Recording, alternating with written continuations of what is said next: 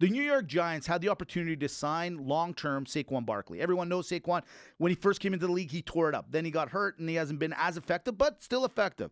The Giants make the playoffs for the first time in a while. They picked up a quarterback named Daniel Jones a couple years ago, and over the last 5 years, people are like, I don't know. They ended up paying him. They gave him the long-term. So when Saquon came up, he goes, if they gave Daniel the money, they're for sure going to give me the money. They franchise tagged him. What does that mean? This year, he's going to get right now $10 million. That's it. That's how much a franchise tag is worth for an NFL running back. The lowest paid in the NFL. Mm-hmm. Wide receivers, if you have to get franchise tagged, 19.7. Quarterbacks, if you got to get franchise tagged, 32.4 million. Linebackers, 20. And the running backs getting a mere 10. My question to you, Dimitri, is the NFL right in regards to not paying their running backs, or is the running back getting the crappy end of the stick? Wow. Yeah. Good question. Good question. It's a hot question. So I think the quarterback is justified. Mm-hmm. And the reason that I say that is because the quarterback on the offensive side of the ball is actually there and present and for every play. Or every play. Yeah. Okay? They like touch the ball every they're play. just and it's the only position that actually revolves, or you know what, in that quarterback show, Mm-hmm. I got to steal it from Peyton Manning. He said it the best. He goes, you have to know your plays, you have to know the other team's plays, you have to know your own team's positions play. Like you're doing a lot of say, okay, I get it. Here's the thing. With the running back and with the wide receiver, like those franchise tag numbers, the tough part for me is I can get it, but the running back will always go through more danger and has a shorter shelf life. True. So I'd like to see maybe some compensation to say, listen, if you're going to get franchise now we're talking, if you're going to get franchised, you got to up the bounty a little bit. Sure. That's how hazard pay, if you will. No, honestly, hazard pay. You're right. So, but then that argument that I have also goes against me.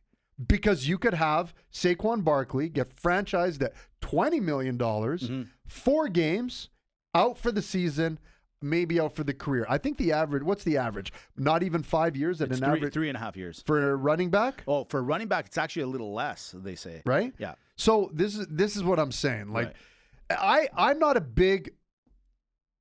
I mean, fantasy is a little bit different, but I'm not a big believer of stacking up your running back.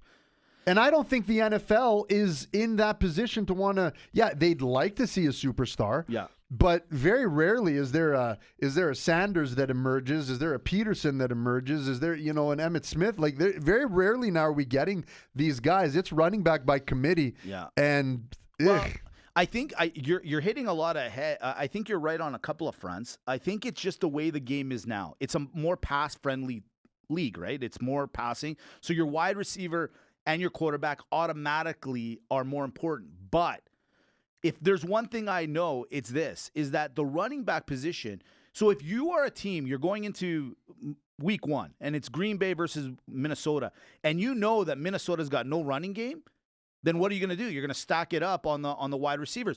The running game is, I think, one of the most important things you need, especially on offense, because it makes the other team honest. If you can run the ball down their throat, then you are doing 2 things. Obviously, you're gaining yardage, but you're eating the clock. How many times have I said it on this pod? The heater and eating the clock are the 2 most important things in sports. I think the running back position has, to your point, it has become a who's the best at the moment and just plug and play. That's a little bit of the problem, is that the offense, like the way the offense is geared now, they're just not giving the ball to the running backs as much. And the problem is we don't think they're as important. I think they're vitally important. Any team that right now, like you look at Derrick Henry, who's probably the best running back in the league. Okay? Sure, yeah, I think you give it to him. The problem is everyone knows Tennessee has a crappy pass game. So they're like, okay, we're going to stack the box. So even though they're stacking the box, the guy's still winning games and almost making the playoffs for his team by himself, right? All of a sudden, they sign Hopkins this week. Maybe that changes the Tennessee offense a little bit, because now you're like, well, I got to watch this Malaka, and I can't let that guy run down the field on me. It balances out. So I do believe, I'll be honest with you, I'm kind of with the running backs on this one.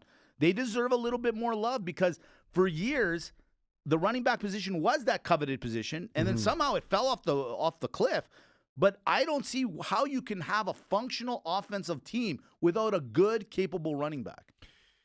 Yeah, great points. I think, I don't know what to say, Mitch. I mean, you're swaying me on each one. I think they deserve a little more love as well. But you know what it comes down to? The quarterback can definitely help make the receiver. 100%. Right? Yeah. And the receiver's got to catch the ball to help make the quarterback. Yeah. Okay? But the people that need the love is the O-line. 100%. Because the O-line gives the pocket for the running back. Dude, I've been saying it for years. The trenches are the most important positions. Like those guys are, if D-line anything, and O-line, both sides. Both sides. But we're just talking on the offense because these are offensive positions. Correct. They're the ones that need the love. I agree. If there's ever hazard pay, you know who I feel? The center is the most unappreciated position in all of sports. I mean, you got a guy's hand on your ass all day. The guy's petting you, definitely definitely cupping a feel, right? Just trying to get the ball, unless he's in the shotgun, which is for his viewing pleasure. Let's just say, right? Then he's got to give the ball, and then he's got to block after. Well, and he's leading the charge. And he's like, you get in high formation. And it's like, wait, I'm in the front? Yeah, exactly. So hold on. I got to give the ball to this guy. Then I got to go block. And you start with the advantage and you're letting him run past. Buddy, I couldn't agree more. When you're a center, and I played center when I was in high school. The difference is I never had to do shotgun because that came years later. Any center now, I would say like 85 to 90% of plays all across the NFL in offense is in shotgun formation. Meaning every center has to be able to get that ball back there. And we as the fans take it very likely. Like we're like, well, of course he's going to get it back there. Do you know how hard it is to just hike the ball backwards? Dude, do you know how hard how about on a field goal or a punt? Yeah. With that level of accuracy through the legs? Are you kidding me? So those guys all are special positions, right? Like they are on the team for that reason and that reason only. They have to be. We've all tried it. Let's be honest. Trying to hike the ball. You're like, whew. It's a position that is probably, and this is again, we take it lightly. We're like, when the guy skies it over his head, right? And you're like, wow, what a loser. Yeah, 1 out of 100. If me or you are doing it, we're doing it 100 out of 100. All I'm telling you is they got this rotation, a foot off the ground. The guy on the play zone, he's catching it, putting a finger on so the guy can kick it. You're telling that's not easy. That's not normal. You know what? The center should get a $10 million franchise tag.